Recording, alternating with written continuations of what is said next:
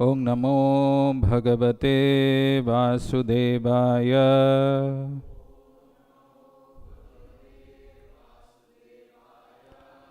Om Namo Bhagavate Vasudevaya.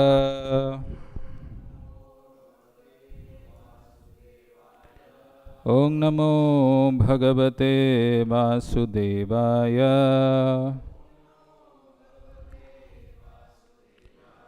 Narayanam Namaskritya Naram Chaiva Narottamam Devim Saraswatim Vyasam Tato Jayamudiraye Nashtaprayeshu Abhadreshu Nityam Bhagavata Sevaya Bhagavati Uttama Shloke Bhaktir Bhavati Naishtiki. Reading from Srimad Bhagavatam, Canto 1, entitled Creation, Chapter 9, Bhisma's Passing Away, Text number 2. Tada te bhrataraha sarve Sadasvai Swarna Bhushitaihi Anvagachan Rathair Vipra Vyasadhaumyadayastatha Tada te bhratara sarve Sadasvai Swarna Bhushitaihi Anvagachan Rathair Vipra Vyasadhaumyadayastatha Tada te bhratarah sarve Sadasvai Swarna Bhushitaihi Anvagachan Rathair Vipra Vyasadhaumyadayastatha.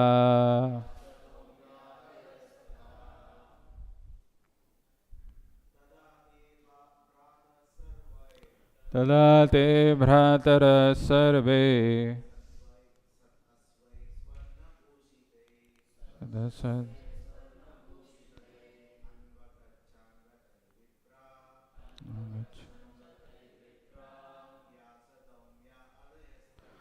Vyasadhaumyadayastatha. Tada te bhratara sarve Sadasvai Savarna Bhushitai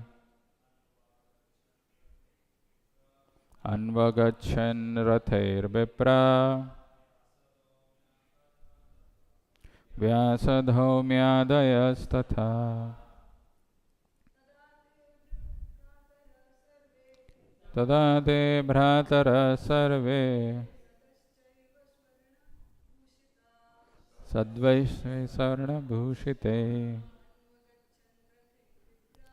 Anvagachan Rathair Vipra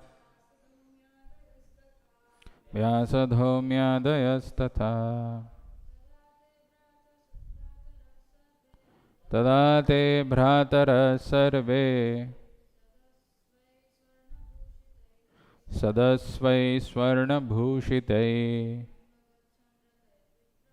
Anvagachan Rathair Vipra Vyasadhaumyadayastatha. Synonyms: Tada, at that time, Te, all of them, Bhrataraha, the brothers, Sarve, all together, Sat Ashvaihi, drawn by first-class horses, Swarna, gold, Bhushitaihi, being decorated with, Anvagachan, followed one after another, Rathaihi, on the chariots, Vipraha, O Brahmanas, Vyasa, the sage Vyasa, Dhaumya, Dhaumya, Adayaha, and others, Tatha, also. Translation and purport by His Divine Grace A.C. Bhaktivedanta Swami Srila Prabhupada. Translation: At that time all his brothers followed him on beautiful chariots drawn by first-class horses decorated with gold ornaments. With them were Vyasa and rishis like Dhaumya, the learned priest of the Pandavas, and others. Translation with repetition. At that time all his brothers followed him on beautiful chariots drawn by first-class horses decorated with gold ornaments. With them were Vyasa and rishis like Dhaumya, the learned priest of the Pandavas, and others. Since this doesn't have a purport, we'll see the next verse also. Bhagavan api viprarshe rathena sadhananjayah Satair Vyarochato Nripa Kubera Iva Guhyakai. Translation: O sage amongst the Brahmanas, Lord Shri Krishna, the personality of Godhead, also followed, seated on a chariot with Arjuna.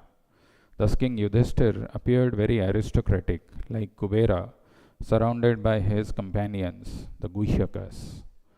Purport by Srila Prabhupada. Lord Shri Krishna wanted the Pandavas to be present before Bhismadev in the most aristocratic order so that he might be pleased to see them happy at the time of his death. Kubera is the richest of all demigods, and herein King Yudhishthir appeared like him, Kubera, for the procession along with Shri Krishna was quite appropriate to the royalty of King Yudhishthir. Thus ends the wonderful transcendental Bhaktivedanta purport. Om Ajnanatimirandhasya Jnananjana Shalakaya Chakshurunmilitam Yena Tasmai Shri Gurave Namaha.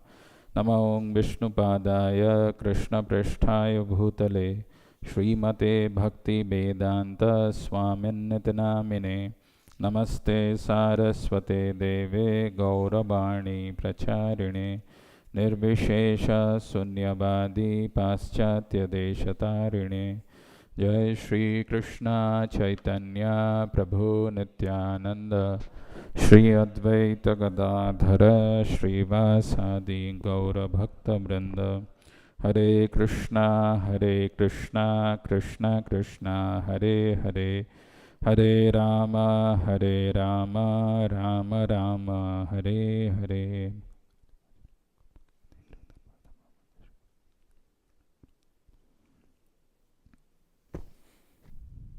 Hare Krishna. So we are in this beautiful chapter of Srimad Bhagavatam, which is titled as Bhisma's Passing Away, and we saw the beautiful verse last time where Sutta Goswami was speaking, Iti bhitah prajadrohat sarvadharma vivitshaya tato vinasanam pragad yatra deva bratopatat. So Sutta Goswami said, being afraid for having killed so many subjects on the battlefield of Kurukshetra, Maharaj Yudhishthir went to the scene of the massacre. There Bhismadev was lying on a bed of arrows about to pass away. So we had seen that Yudhishthir Maharaj proceeded to the scene where Bhismadev was lying, apatat, the Bhismadev was lying on a bed of arrows about to pass away. And today Bhagavatam is giving more description and elaborate information as to how did he proceed. Tadate bhrataraha sarve sadasvai swarna bhushitai anvagachan rathair vipra vyasa dhaumya dayastatha. Tada, after that, tadate bhrataraha sarve, all the brothers of the Pandavas, all the brothers of Yudhishthir Maharaj, tadate bhrataraha sarve sadasvaihi, drawn by beautiful chariots, beautiful horses, seated on the chariot, drawn by beautiful horses, sadasvaihi, swarna bhushitehi, decorated with gold ornaments, swarna bhushitehi, Anvagachan Rathair Vipra. They followed one after another. Anvagachan, to follow. Rathair Vipra. Vyasa Dhomya Dayastatha. Again accompanied by Vyasa and Dhomya Adis. There are etceteras. Tatha. They went there. Now if you see any big politician when they visit, like let's say assuming the President Biden, if he has to come, you won't find that Biden has come here with just one car and then he's parked and he's walking in and coming into this temple and he's seeing curious devotees sitting and discussing something. It will not happen like that. There will be at least a convoy, like the person who is coming, he will have his car followed by at least 20 behind or maybe 10 before, something like that, and he'll be in the center and then he'll come, because it's a royalty, it's a regal this thing. He's a very important person, doesn't come alone, so he gets that attention. When he comes, people should be able to recognize that somebody important is coming. Something similar, visualize this. Yudhishthir Maharaj is coming. Yudhishthir Maharaj is not coming alone, but he is followed by his brothers who are royally decorated with all their regal dress and Swarna Bhushitai. They are having gold ornaments and they are coming in their chariots which are beautifully decorated in those horses, and they are coming in a convoy. And then he is also accompanied by Vyasa, Dhaumya, etc. Tatha, and they are reaching their scene. Then what else happens? Bhagavatam, the next verse, because this verse doesn't have a purport, he says, Bhagavan api viprarshe. Oh, this is where the things change. Bhagavan. Shri Krishna is also there. Bhagavan api viprarshe rathena sa Dhananjaya. And he is there with Dhananjaya, with Arjuna. Satair virochata nripaha. Virochata is it appeared very aristocratic. Nripaha. So the comparison which is given here is Kubera iva guhyakehi. Kubera is the demigod of wealth. So Kubera comes, he will not wear some phata hua t-shirt and jeans, chara taraf se hole hai, and then he's walking like that.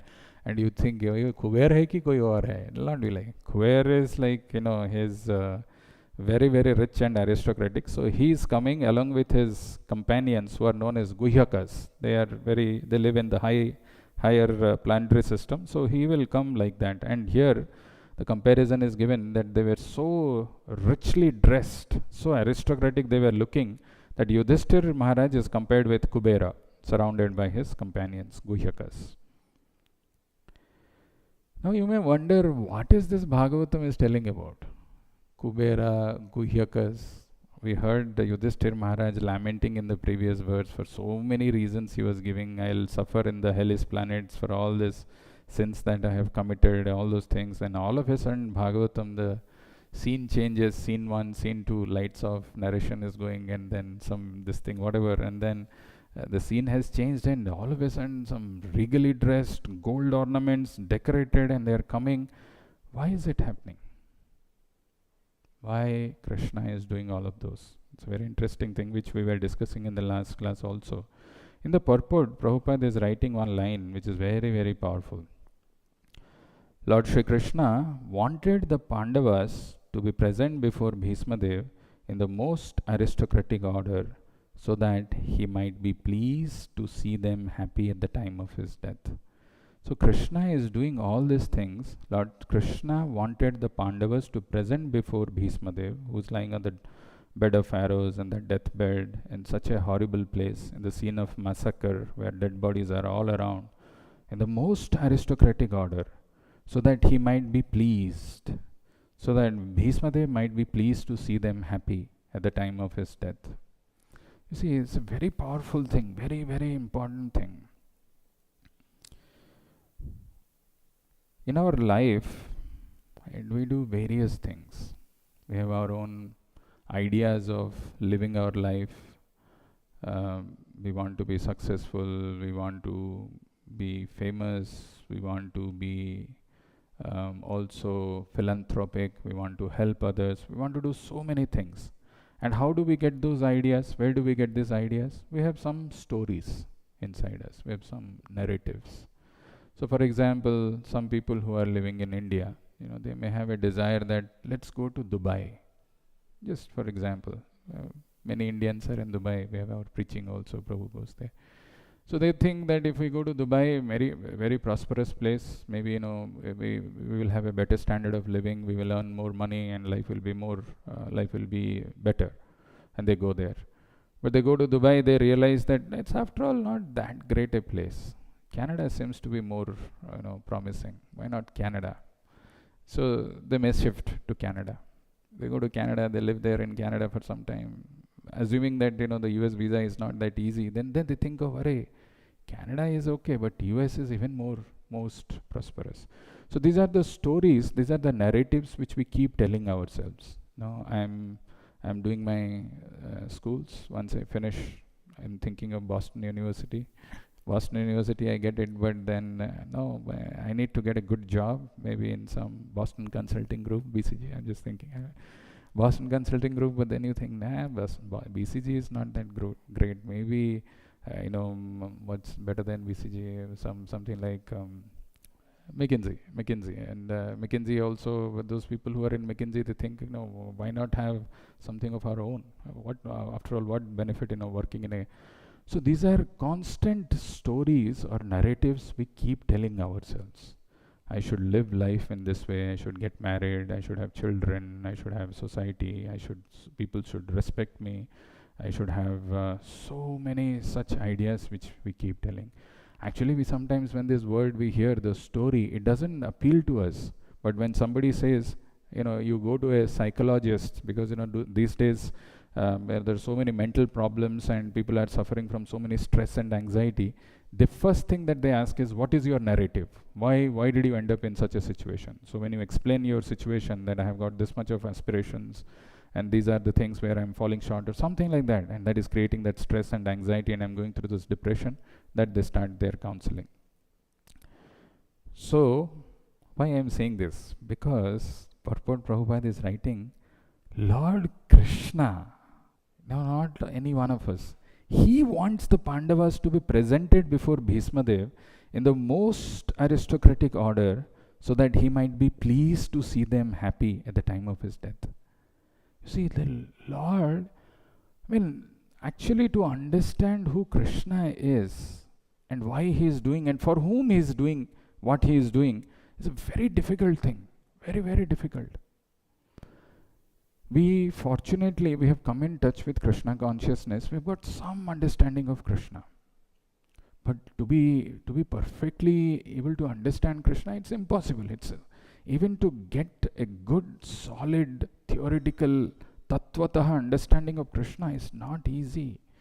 That's why the first words of Bhagavatam, it says, Janmadasya yato anvayad itaratas charthesu abhigyaswarat tene brahma hridayadi kavaye muhyanti yatsurayah tejo bari mridam yatha vinimaya yatro trishargo mrishad dhamna svena sada nirasta kuhakam satyam param dhimai. That supreme absolute truth, who is also known as Krishna, to map that, to match that, is not easy.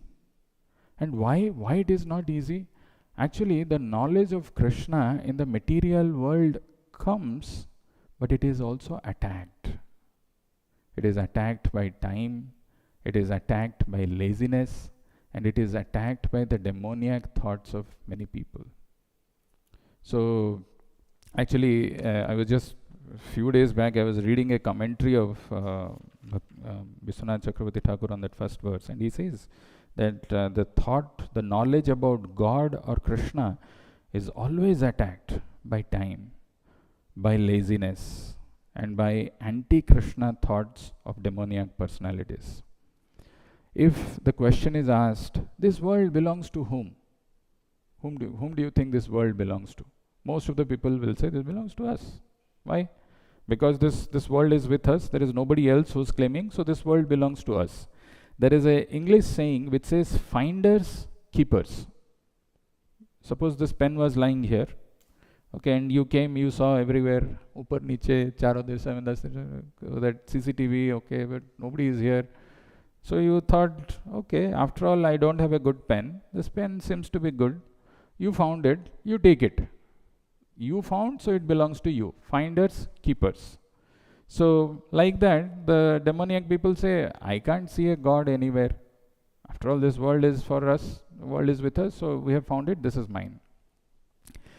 Columbus, when he was there, he told the queen and the king that you give me some money, I'll give you India.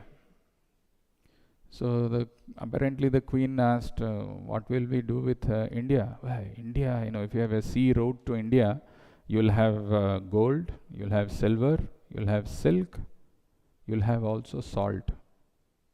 So those of you who are thinking, what is the use of salt? I mean, what big deal having salt? Salt is not some kind of a treasure. We have at least one fan of one fan of history. But go back and see the books of history. In European countries, many of the European countries didn't have salt. What do you get at the end of your month after hard work? What do you call that? Salary. Salary actually comes from a Latin word which means salt. So at the end of the month, why they were giving salary? Because it is the Latin word was such salarium, and salarium means salt. So the fact is, imagine he goes and returns something in BJ's or somewhere, the items that we didn't like, and they don't. Sometimes they don't give us the money back. They give us some coupons or some what is that called? Gift cards. So it is the same, because you can exchange that and get some money. So salary means, you are not getting money, you are getting this thing which will help you to buy that salt. So salt was a very important thing. So Columbus, when he said that, I will give you, then they realized, oh my God, so important India is. And another thing which Columbus did was, he said that the world is round, it's not flat. And those days people used to think it is flat. So he started from Spain. Instead of going in the eastern direction, he went in the western direction. So people say, hey, be careful, it's a flat world. Imagine if Dvija is here crawling or something. Parents will be concerned, it's a flat table, gir jayegi wo. So like that they told, you are going in this direction, what if you fall down? They were not able to understand that this world is, what is the world? It's a circular, it's a round one. So Columbus gave them apparently one logic. Imagine a ship which is going from this one point to 250 feet, 500 feet, maybe a few miles. Since it is going in this direction, it becomes, I'm not able to see it. It becomes invisible to our power of eyes, because it is going in this direction. Not many people could get that. They were rather questioning, imagine if this world is round, if somebody is standing here, it is fine. How will somebody cling to here? How will he be staying perfectly here? So they were challenging his ideas. But our scriptures say Bhugol. One word, Bhugol. Brahmanda. It's a shape like an egg. Where did the sages get this idea from? Where did the sages get this knowledge from? Did they send some spaceship, took some photographs, and they said, oh, it is round, Bhugol, Brahmanda? No. This knowledge is there. This knowledge is there, and this knowledge comes from Krishna, and Krishna time and again comes through different incarnations, sends his representatives, leaves behind this knowledge. But unfortunately, this knowledge doesn't stay with us, because it's like a leaking pot. No matter how much today you heard Bhagavatam, you go out, you have got so much of material contamination and bombardment of information in this material world, which tells you it's better to be, it's better to go after this sense gratification. All this knowledge which is gone is gone. It leaks away. That is why it requires constant replenishment. Constantly it has to be. These are all not easy, these things to understand. But it's a great fortune that we've got this human form of life where we can give it a try and understand. And we are even more fortunate that we have come in touch with a pure devotee like Srila Prabhupada. Very, very fortunate, very great fortune. And Krishna, somebody may have the knowledge, but they will try to keep it as a secret. They may give some things, but some of the things like proprietorship. I have this dosa making company. So there is some trademark, there is some signature dosas that I'm making. I don't want to share that secret. But Krishna is not like that. He wants to reveal this knowledge. He wants people to get this understanding. What is this material world all about, and why are we struggling? But he doesn't want to keep any secret. Like, in our ashram, where Badri learned cooking, there used to be one devotee, very senior, very nice cook, very amazing cooking he does. But to learn things from him is very difficult. The final preparation, when it is being done, ready, he'll tell you, go get that vegetables from there, and you've gone get the vegetables. Suddenly something has gone and you don't realize, and the dish is ready. Right? But Krishna is not like that. He doesn't want to hold this knowledge with him. He wants this knowledge to be. That's why messengers, devotees, so many people he sent. And through them, so that this constant leaking which is happening inside us, which we don't realize without our knowledge, can be replenished. One such person is Bhismadev Mahajan.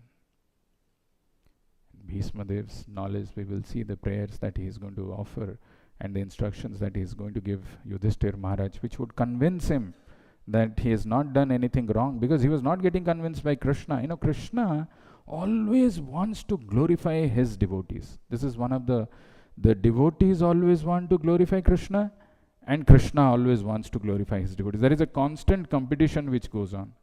The devotees don't want to take any credit for the work that they have done. They want to give this to Krishna, but Krishna revealed this. No, he is my devotee. Look at his life. Learn from his life how nicely he has done this for me. There's a constant competition which goes on. That is exactly what Krishna is doing here. He is bringing these Pandavas in a manner which will please Bhismadev. That's the first thing that he's doing. He's getting them royally dressed in a large procession. He's coming. Why? Because Bhismadev has gone through so much of difficulties, so much of pain, so much of being in the side of irreligion, fighting against Krishna. Why? Because he wanted that should be done from a very long time. If you see, such a terrible vow, so many difficulties, such a difficult way to remain as a devotee, who are not listening, disobedient, all kinds of things. But still, Bhismadev is a great devotee. And Krishna wants to please Bhismadev at his time of death. That's why he has gotten all this, Yudhishthir Maharaj and his brothers, and royally dressed and regally wearing all this gold and everything. So when this thing happens, when Krishna is trying to please, it is a reciprocation. When the devotees are engaged in devotional service to Krishna or try to please Krishna, that Krishna reciprocates. So the first point which we have to keep in mind is to serve Krishna. Or when we serve Krishna, when we try to please Krishna without any motivation, without any hidden agenda, without any motive, that Krishna starts to reciprocate. That verse in Bhagavatam which comes, Yatha tarora mula nisechanena. When we serve, when we water the roots of the trees, Yatha tarora mula nisechanena, tripyanti skanda bhujopashakha.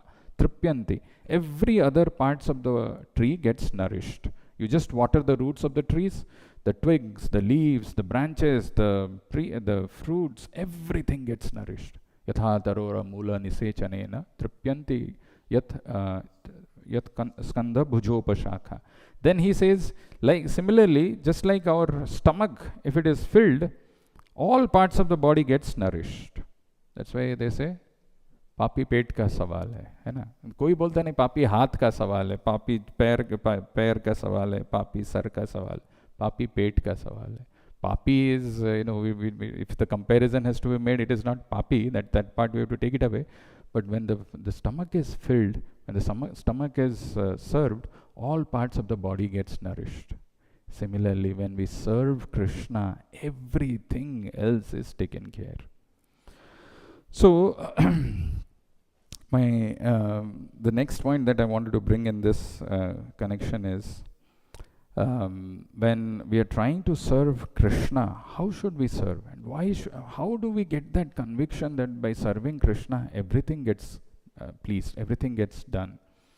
So very interestingly, actually, if we see the pages of the scriptures, if we hear them very carefully, these are very nicely given how Krishna is the most well-wishing friend of all of ours. Everybody, even if I'm a rebellious soul, even if I've got no faith, no conviction in Krishna, Krishna still takes care of us. And the great example of this is given in Bhagavatam in the form of this first demon which was killed by Krishna.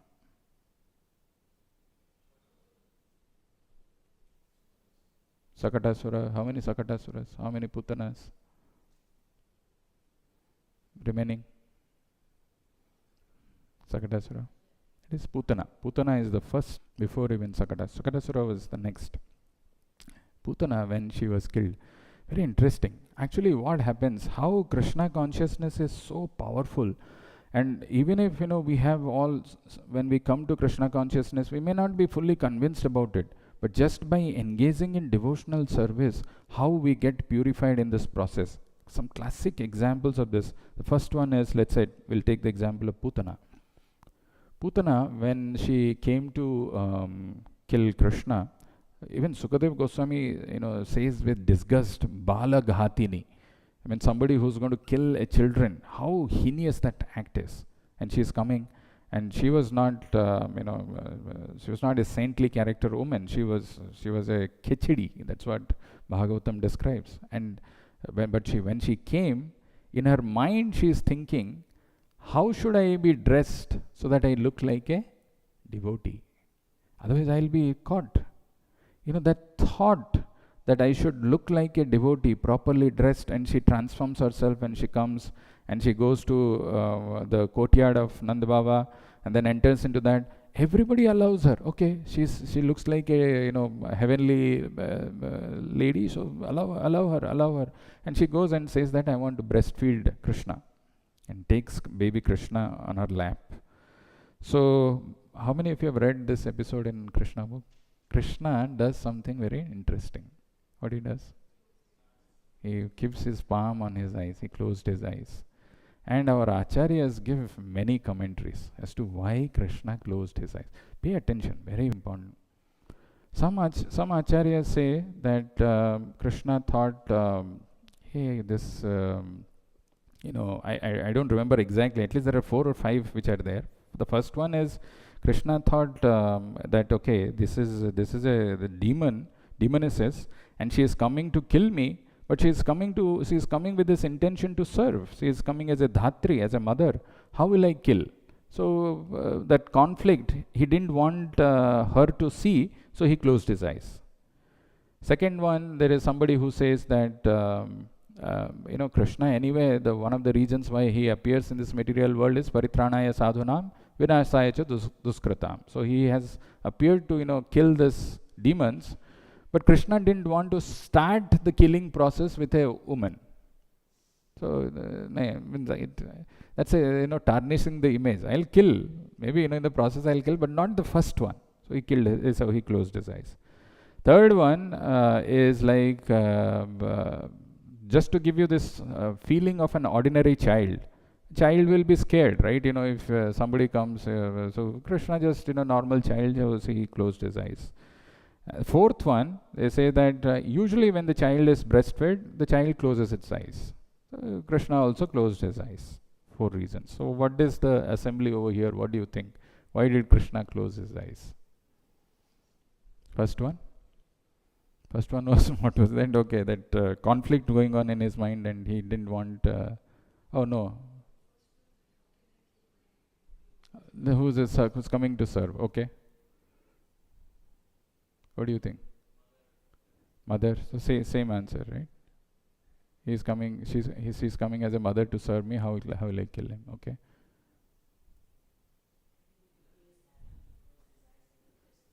Maybe his habit to close his eyes. Okay, the fourth one. Okay. Actually, some of the other acharyas comment that Krishna closed his eyes so that devotees like us can go on thinking what could be the reasons and relish the pastime of Krishna. But interestingly, why I am saying this is when Putana came and he was trying to kill Krishna, when Krishna was being breastfed, he sucked the life air out of Putana.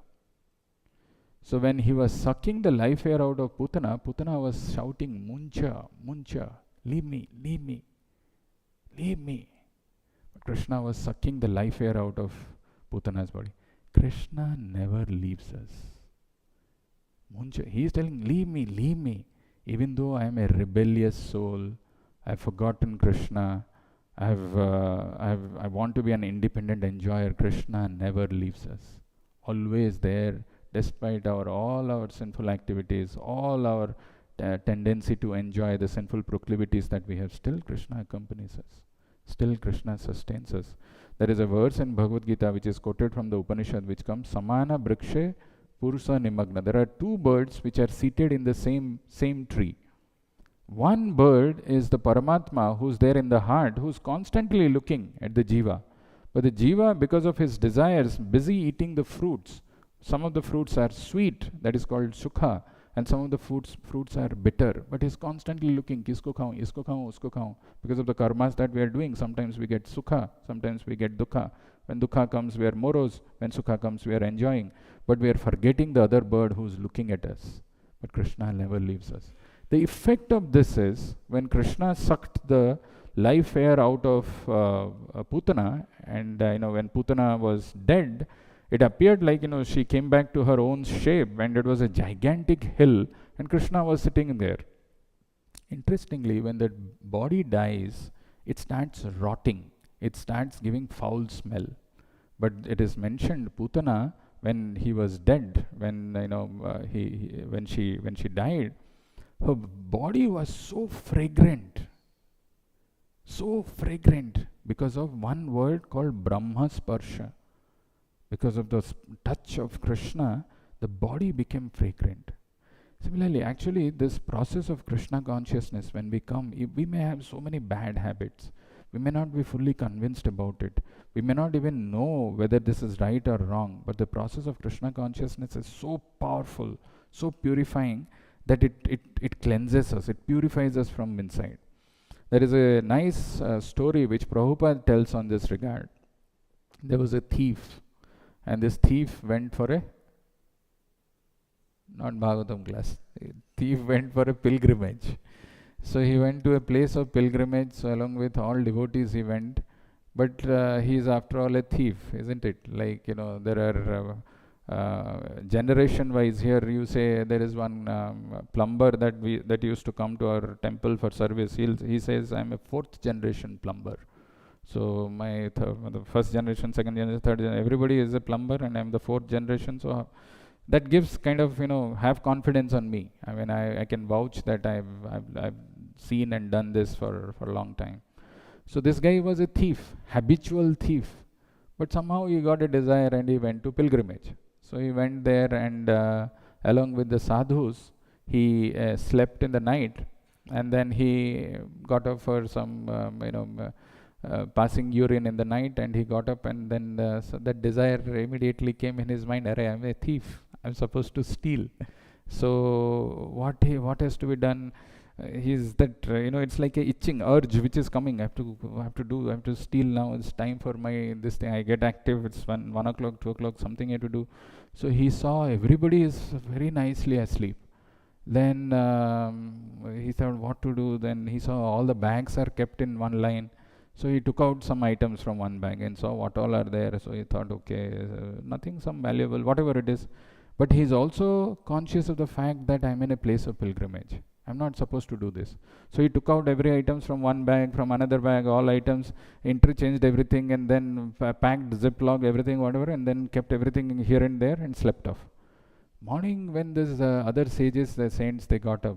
Iska kuch nahi mil raha hai, uska kuch nahi mil raha hai, and everybody is, there is a chaos. Kaun kya hua? And seeing that commotion, he got up. Then he acknowledged that actually I'm a thief.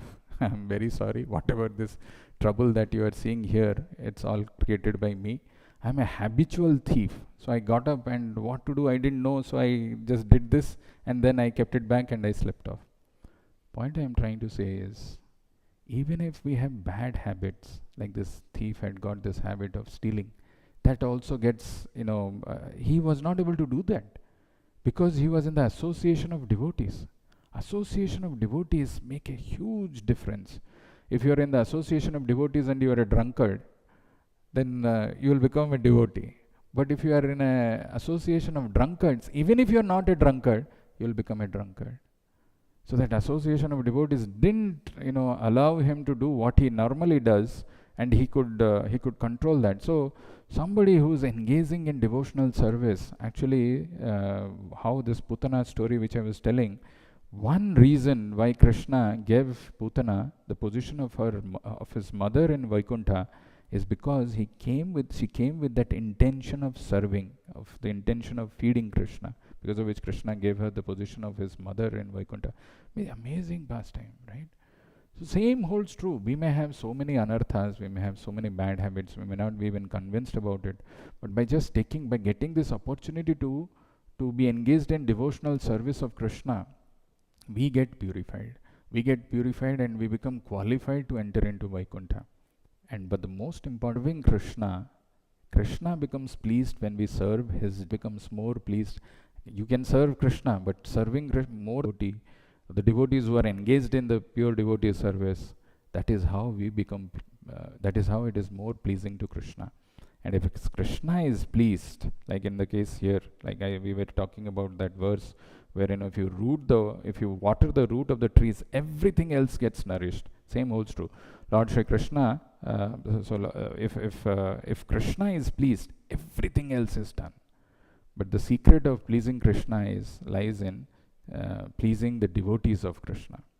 This word pleasing is a very important thing. I know it doesn't come to someone who's very selfish, who's only thinking about himself, me, mine, I, you. This kind of a conception who has got can't think of pleasing another person. Pleasing means you are sacrificing something. You are concerned about the other person's well-being, and that for pleasing, let's say, you might have cooked a lot of good items, but your intention is not really to serve. You've cooked it because you've maybe invited some guests and you've cooked and you've called, but in your heart you don't want them to be fed nicely. That will be seen by the person who's coming. But you may not have anything, but in your heart you have got this feeling or an attitude that I must please that person. That attitude is very important. Classic example of this, when Krishna was invited to Hastinapur, Duryodhana had cooked like a royal feast, but Krishna didn't go there. Though it was a royal feast, anybody everybody loves food would have gone there. But rather Krishna went to the house of Vidurayani, right? And Vidurayani, she was serving some peels of banana, not even banana, but Krishna took it because in the heart they wanted to please Krishna. Same holds true, in our devotional life also. When we are engaging in devotional service, very important to please the superior authority, whoever it is. The command can come, you do this in this way, in a nice way, or you do this. Doesn't matter. It is still an instruction which is coming from the superior. I must do it. And when I understand the mood and the intent of that instruction and serve and please, Krishna becomes pleased. Pleasing Krishna, the secret lies in pleasing the devotees. And that is the whole, Bhagavatam and Bhagavad Gita's message, where when we engage in serving Krishna, by serving his pure devotee and his devotees, we also become purified. Pavanani manishani, that yajna dana tapakriya, the 4 things which Bhagavad Gita says, which we should never forget. We should do that only for pleasing the devotees and the pure devotees. That's how Krishna gets pleased. Anyway, these are some of the points from this verse. Any question? Any comments?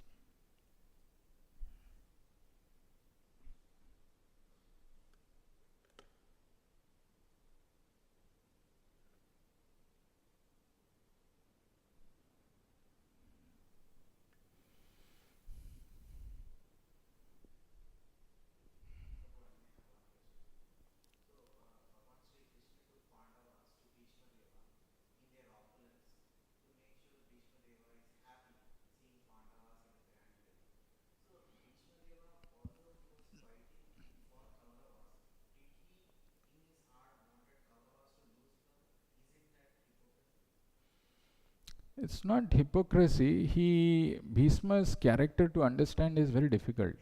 Um, some of the characters in our history are very difficultly placed, like Bhishma, or in Ramayana, Bharat, Rama's brother. It is mentioned in Ramayana, Bharat, when he came back from his, because when Ram was exiled, he was not present there. So when he came back, everybody was cursing Bharat that you are the cause for this, for the death of your father, and for Rama's exile, because you were party to this. Though Bharat was not, and his intention was never that Ram should go to forest for 14 years. In fact, he was not even allowed to do the last rites of Dasarath. It's a very painful thing. Not only that, he went and lived in Chitrakoot, in that forest.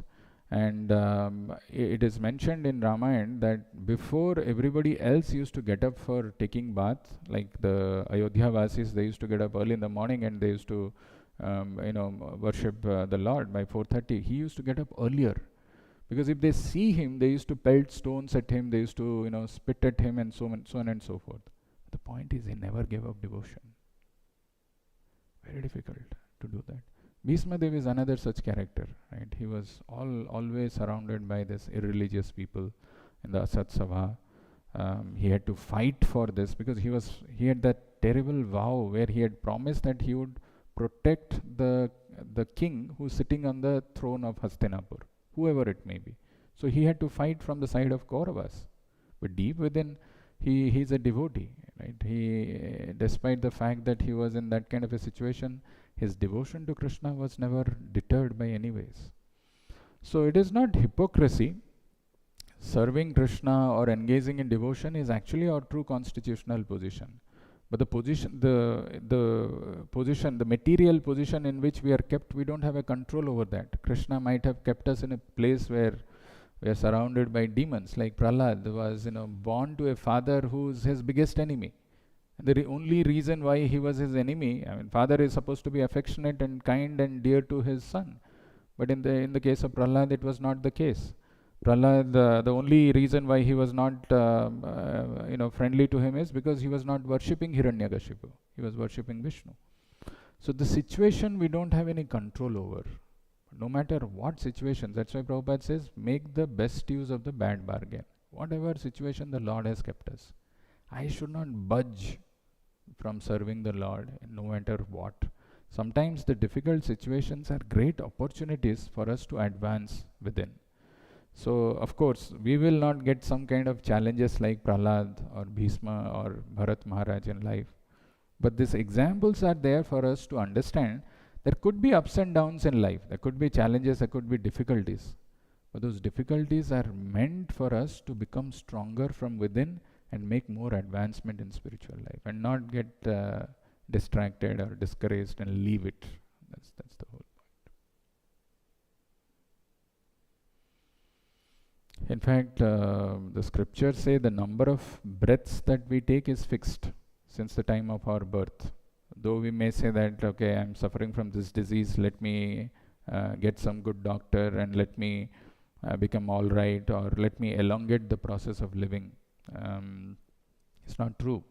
Death is supposed to come at certain number of breaths. It's a fact. But how do I use this number of breaths that has been given to me? That's a choice which is always with me. The fact that we are sitting this 1 hour discussing something about Krishna from Bhagavatam, Bhagavad Gita, discussing about pure devotee is the right use of our number of breaths. So either I can use it for serving Krishna, or I can use it for serving Maya. There is nothing else. There is nothing in between. And the moment I am using it for Krishna's service, I am making progress towards the conquering of the cycle of birth and death. That's what Bhagavatam says. What is that verse? Ayur harati vaipumsan udyan astan chayanaso tat tasyarte yat kshana loke yat uttama shloka bhartaya. Rate. Ayur harati vaipumsan. When the sun rises and the sun sets, Ayur harati. Harati is, it snatches away, it takes away. Ayur harati vai is certainly. Ayur harati vai pumsan udyan astan chayanaso. Apart from, glorifying the day, which we all do, nice day, or it's a cloudy day, snow day, this thing, that thing, what we don't realize that every rising sun and setting sun takes away one day of our life. Ayur harati, just, you don't realize, like somebody is, pickpocketing, he is taken away, you don't realize. So like that, one day of our life is gone. Ayur harati by pumsan udyan astan chayana. So tasyarte yat kshana lokya rite. There is an exception to this. Yad uttama shloka vartaya. If we are engaging ourselves in hearing Krishna Katha or engaging in devotional service to the Lord, then we are exempted from that. We are exception to that. It's a wonderful opportunity which Prabhupada has created, and we are extremely fortunate. Out of so many wandering living entities, we've gotten this chance to engage in devotional service. So that value we have to create, the value that has been given. Such nice opportunity. See, just by little, whatever little sincerity or little intention we have a beautiful opportunity to be engaged in the service of Radha Damodar. Not easy, not an ordinary thing. But then what happens is, when these materialistic conceptions come, then we fight, we forget, we lose the importance and the value of these things, and the life becomes ordinary life. So such great opportunity. I mean, next week, this week only, we will have our first anniversary celebration, isn't it? The Lord has become 1 year old. And if you see, actually, it's a fact. I've also noticed this. You see Radha Krishna Chandra, or Bangalore deities. You can see they have grown. I mean, they have matured. There is a youthful maturity. Of course, Krishna doesn't grow beyond 16, but still you can see there is this thing. And when you look at like you look at Damodar, you still feel there is a childish, babyish look, which is because he's just growing. And he's in our lap. He's allowed us to serve him, despite the fact that we don't have any devotion. We don't even know who he is. But that is the highest goal of life. Of get an opportunity to that you are watering the roots of the trees. What great opportunity we have got.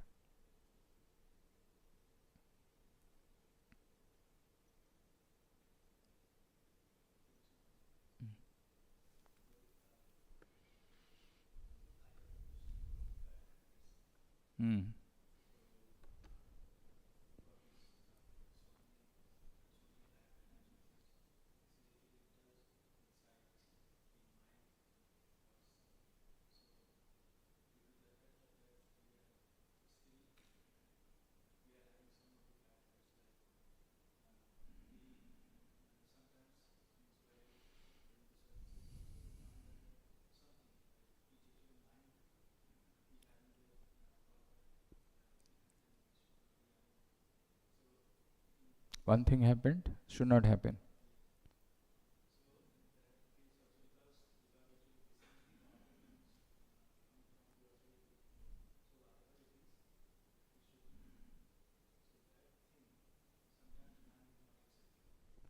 Always it doesn't accept. Sometimes it accepts, actually. That's the reality. That's why, because the material world is created in such a way that we want to become independent of Krishna. We don't want to depend, we don't want to listen, we don't want to follow. Spiritual life begins only with obedience.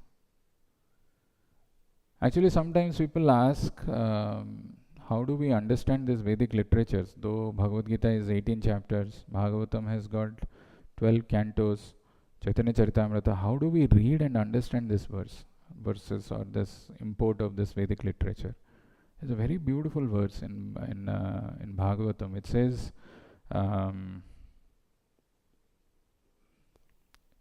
Yasya Deve Tatha Guru. What is that? What is the first line?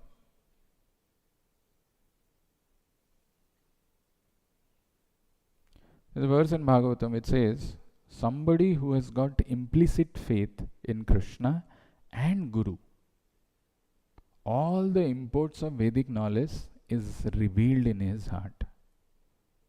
So not only on Krishna, also on the Guru. Yasya deve parabhaktir yatha deve tatha guru tasyaita katita hi prakashante mahatmana. Yasya deve tatha guru. So not only on Krishna but also on Guru, implicit faith in the instructions. So this is an organization which is created by Guru. That faith is so important. All the imports of Vedic knowledge is revealed in the heart.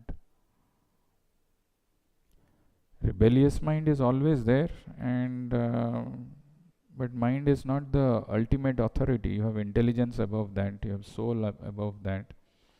So that we have to constantly remind ourselves of.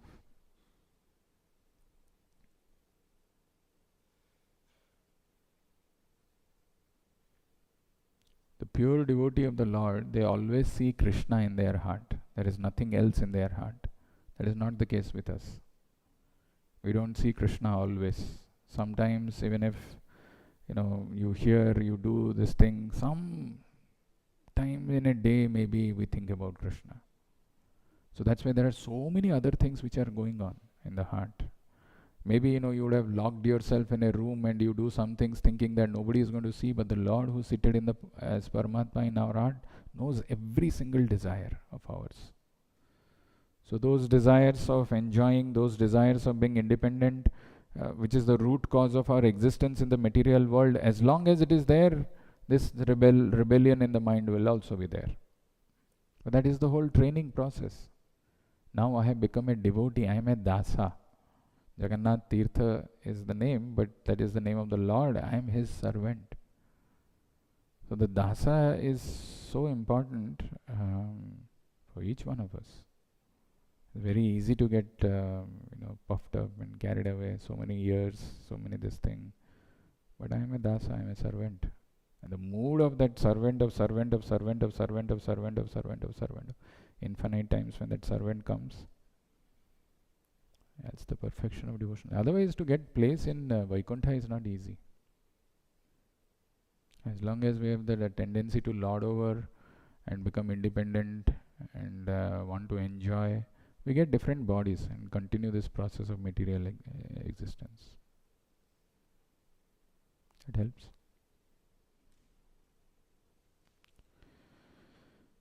Okay, we'll stop here and see this wonderful Bhagavatam, how it unfolds in the coming verses. Granthara Srimad Bhagavatam ki, Srila Prabhupada ki, Nitai Gaur Premanande.